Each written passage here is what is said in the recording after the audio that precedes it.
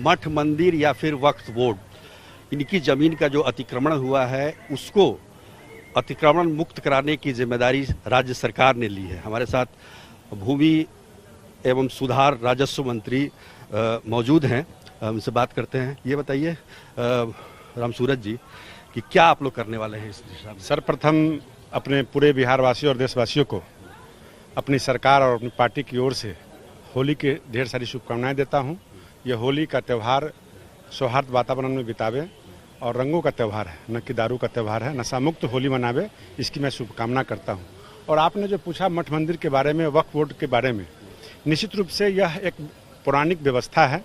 व्यवस्था का मतलब है कि हमारे पूर्वजों ने अपने अपने सभ्यता और संस्कृति धर्म को बचाने के लिए मंदिरों में ज़मीन दान दिया था, और दान के माध्यम से हमारे मंथ, हमारे पुजारी, हमारे ऋषि मुनि उसको संरक्षण करते हैं। तो निश्चित रूप से बहुत सारे जनज्ञान में मामला आया और धार्मिक न्यास की तरफ से रिक्वेस्ट लेटर भी आया था कि वो ज़मीन बेची जा रही है। तो बहुत सारे राज्यों में सुप्रीम कोर्ट ने आदेश दिया है कि सेवक जो होते हैं वो सेवक होते हैं, न कि ज़मीन बेचने के मालिक होते हैं। तो मैंने एक मीटिंग भी कॉल किया था, उस मीटिंग में ये सारी बातें हुई थी। उससे संदर्भ में मैं बता देना चाहता हूँ कि मठ मंदिर की ज़मीन नहीं बेची जाएगी। अभी भू सर्वे का जो काम चल रहा है, उस भू सर्वे में रैयती कॉलम में सेवैत का नाम नहीं होगा, इष्ट देवता का नाम होगा। राधा रानी, शिव पार्वती, राम जानकी जैसे हमारे इष्ट देवता का नाम उसमें रैयत में आएगा। अभियुक्त कॉलम में उसके जो संरक्षण करता होंगे उनका नाम आएगा, और किसी भी परिस्थिति में ज़मीन बेचने का अधिकार उनको नहीं दिया जाएगा। और इसके लिए धार्मिक न्यास विधि विभाग और राजस्व विभाग ने बैठक की, पुनः फिर बैठक करेगा, समीक्षा करके वो सारी संपत्ति को लोक भूमि में लाई जाएगी, क्योंकि अभी तक वो लोक भूमि की ज़मीन नहीं है। और लोक भूमि में जब ज़मीन आएगी तो लोगों को, हमारे मंथ महात्मा साधुओं को ये भय हो रहा है कि सरकार हमसे ज़मीन हड़प लेगी। हमारे संत महात्माओं से मेरा आग्रह होगा, निवेदन है कि आपकी 1 इंच भी भूमि सरकार नहीं लेगी। वह भूमि जो आएगा उस पर राजस्व विभाग का कोई इस पर कंट्रोल नहीं है। आने के बाद अमेंडमेंट करके वो लोक की भूमि बनेगी, और उससे मठ मंदिर से जुड़े ही कार्य किए जाएंगे, अन्य संस्थानों को ट्रांसफर नहीं किया जाएगा।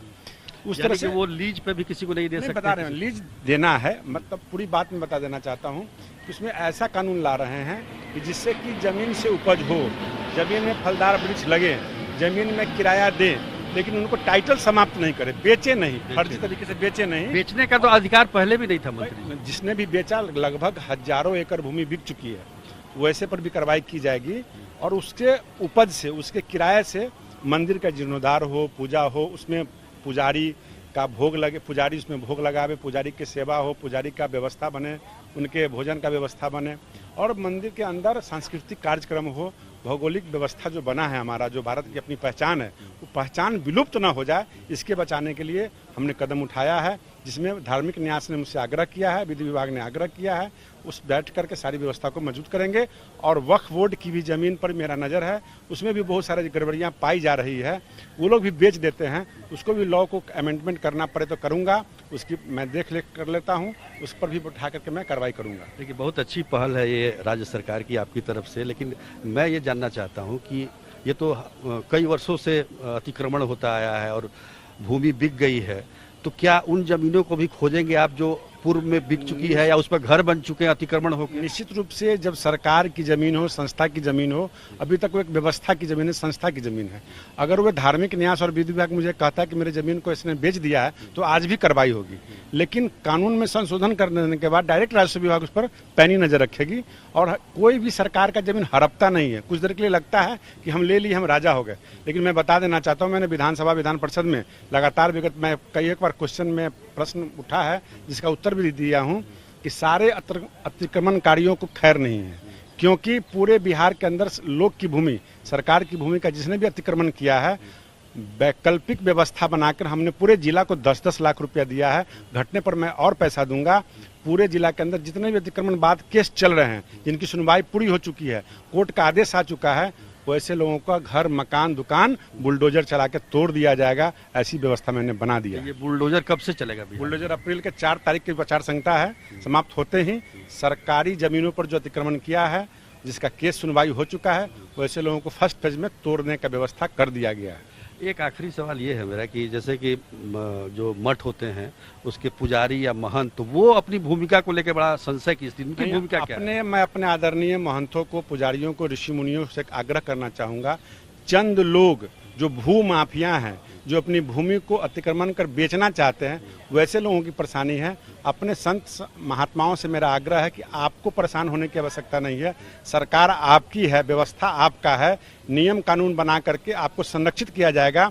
आपकी जमीन न बिके, क्योंकि आने वाला हमारा पीढ़ी भी आगे कोई संत महात्मा न बने, कोई संपत्ति न रह जाए जिससे भगवान का भोग न लगे, विचार न हो, जीर्णोद्धार न हो, संपत्ति बची रहेगी तो हमारे आने वाला पीढ़ी भी उस काम के लिए संत महात्मा पुजारी बनने के लिए तैयार रहेगा। तो वो ये भी कह रहे हैं कि इसकी परंपरा जो है, महंत बनने की जो परंपरा है, वो उससे बिल्कुल महंत, उसमें मेरा कोई हस्तक्षेप नहीं है। महंत जैसे बनते हैं बने, कमेटी बनावे, न्यास की जमीन है वो उसी की रहेगी, मतलब जमीन रहेगा उन्हीं लोगों का, सिर्फ बिक्री नहीं करने दूंगा।